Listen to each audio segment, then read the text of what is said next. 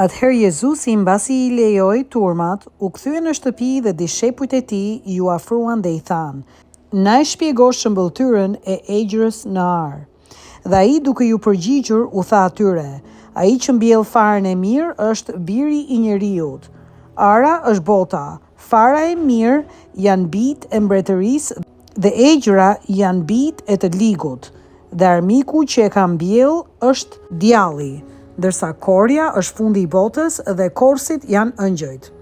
Ashtu si mblidhet egjëra dhe digjet në zjarr, kështu do të ndodhë në mbarimin e botës. Biri I njeriut do të dërgojë ëngjëjt e vet dhe ata do të mbledhin nga mbretëria e tij gjithë skandalet dhe ata që bëjnë paudhësi. Dhe do t'i hedhin në furrën e zjarrit. Atje do të ketë qarje dhe kërcëllim dhëmbësh. Atëherë të drejtit do të shkëlqejnë si dielli në mbretërinë e Atit të tyre. Kush ka vesh për të dëgjuar të dëgjojë."